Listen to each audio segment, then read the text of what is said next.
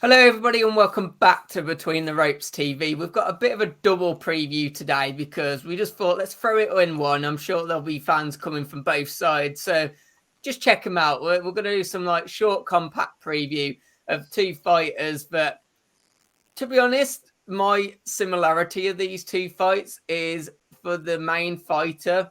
Neither of them makes sense. We've got David Avanesyan. We've also got Sonny Edwards in action. We're going to cover both of them. And I think we'll start off with David Avanesyan because I, on my last video, spoke about how Joe Joyce has been really mistreated by Frank Warren. I've also shared my thoughts around Dubois not being really built up properly with him. I thought throwing him to the Joyce fight was very confusing the time he did it so early in his career. It didn't seem like the right fight for him. Josh, is this another fighter who's been very wasted by Frank Warren and his promotional establishment?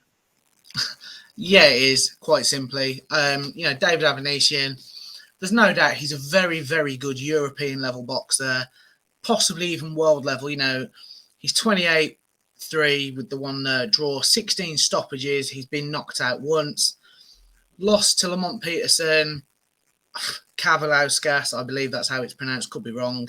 But, he stepped up and he's a tough night's work for anybody. Yeah. Built his profile on Sky Sports with Eddie Hearn and then Boxer last time out against Liam Walsh. And Frank Warren signed him and was very much like, we want the Conor Benn fight. Now, during this period, I'm going to have to say, Conor Benn has fought Chris Algieri, former world champion, very tough man, been knocked down and got up repeatedly by Manny Pacquiao. He's now fighting Chris Van Heerden, who fought Jaron Ennis last time out. Yeah.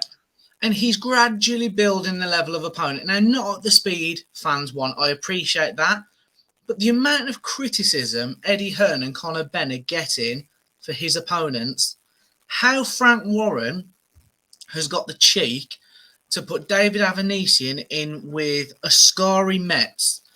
Now, I read this and I had to Google it. And it's not very often. I don't claim to be a know-it-all, but it isn't very often with this level of fighter that I've never heard of the person they're fighting. I mean, Josh, his record actually looks quite dangerous, doesn't it? Undefeated in 15 fights, 5 of them coming by the way of knockout. But I do agree. It's, a BoxRec themselves, I think, have him 181st. 2 out of 5 ranked. So, I mean, I can't get my head around it because it's someone that, like, even the biggest boxing fans don't seem to know opponent-wise. And that's no disrespect to him. He's just not a big name. And there's a part of me thinks a little bit of this is a little bit risky, to be honest, looking at his record. I don't know. I mean, last time out, he fought Liam Taylor, British level fighter. No disrespect to Liam Taylor. He's good at his level. David Avanesyan took him apart. He's also beating Josh Kelly. I know there's the talk of Kelly struggling at the weight. He's beating an aging Shane Mosley, but still a win over Shane Mosley is impressive. He's got to be progressive. He rejected a WBC world title eliminator to fight in front of 3 people, Askari Metz. Just wow, what a statement. And Frank Warren's done some good things in the last few months. I've got to be fair, he's backing Tyson Fury. But it almost seems like if you're not Tyson Fury or Daniel Dubois, he doesn't care. Well, I mean, that's another video, but I do feel that, like, perhaps Tyson Fury backing him because he showed him, obviously, a chance in his darkest day has probably kept his promotion going on for longer than it perhaps should have. But again, that is another video. Of course, with, Avanesyan, though, there is better fights for him, and he is being managed very poorly. I'd rather see you in with him. On the actual fight, the one thing I'm quite interested to see, of course, it's been happening at Wembley Arena. Avanesyan, it has to be said, is Russian. Do you think he's in for a pretty hostile reception? I don't think he is, because I did a bit of research into this, because obviously there's the talk of Dmitry Bivol with the Canelo fight. Should he get it? Will it go ahead? And all this sort of rubbish. And personally, we don't get political on this channel, but I would argue sport is sport. It's different when it's teams in the Olympics and you're representing Russia. That's different. But an individual, David Avanesyan, is actually Armenian. They moved over to Russia with the war in Azerbaijan 30 years ago. God knows I mean, how long. without getting political, there's some irony in that, isn't there? But yeah, well, There is some irony, but we'll move on. But yeah. no, I just feel like it's one of those, isn't it? People will see a Russian, Avanesyan, oh God, he's Russian, boo. Yeah, there could be, but fortunately, because this is the main event and who he's fighting, there'll be no fans in there to boo because I'll watch it as it's on telly, but I wouldn't be paying to go and see it. But you won't be booing at your TV screen then. I'll just chuck a brick at it, get it gone. Maybe booing Frank Warren instead. Retire, old man. Yeah, Frank Warren needs a booing. How he's got the front to question other promotional outfits at the minute with Ascari Mets. Wow. Okay, Frank. Yeah, we believe you. I mean, Josh, look, we'll move on to obviously the other fight, Sonny Edwards in action. And it's an interesting choice, isn't it? Going out to Dubai to fight.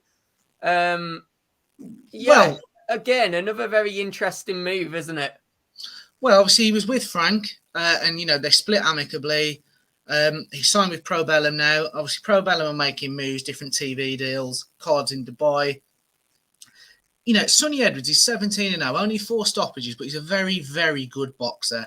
Personally, I don't think he gets the plaudits in the UK that he deserves. Obviously, Charlie's his brother, former world champion. Obviously, he's moved up and sort of on the bounce back now.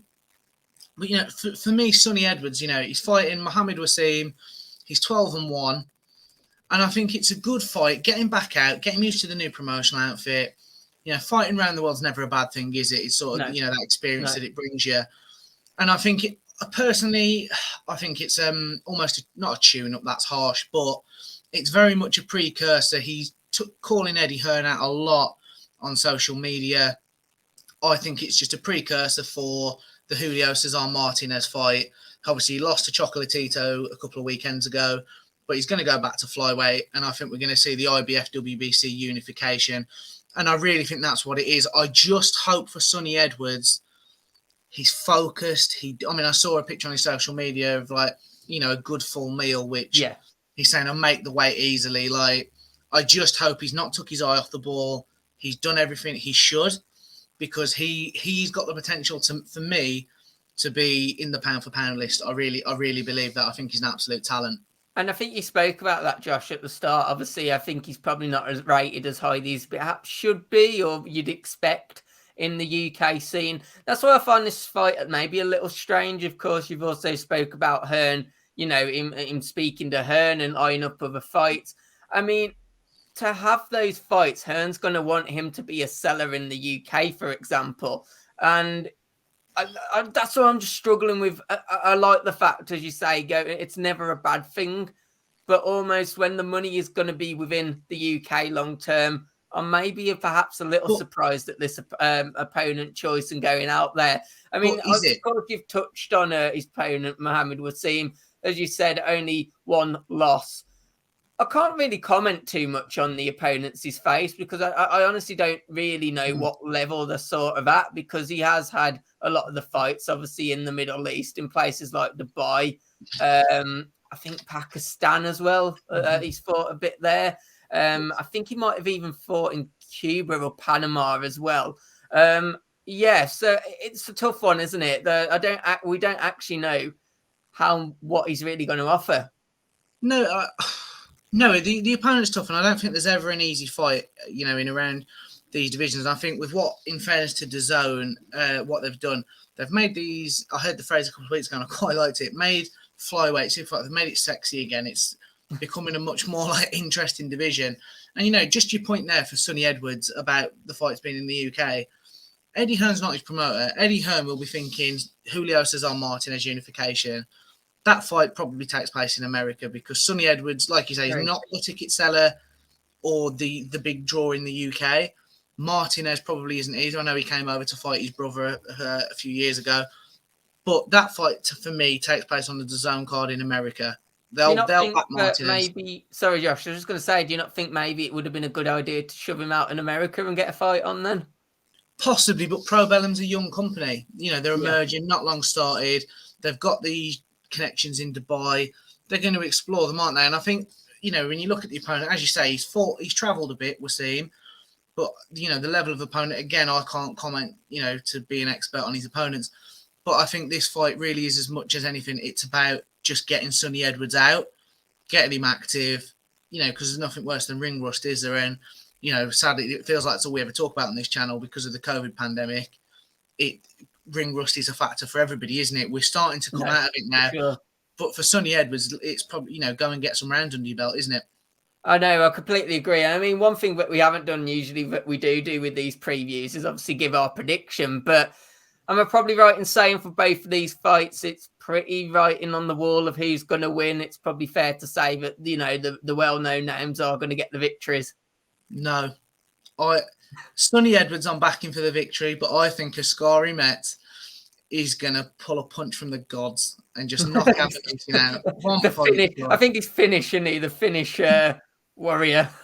Yeah, no, I think you're right. I think Avanesyan wins it well.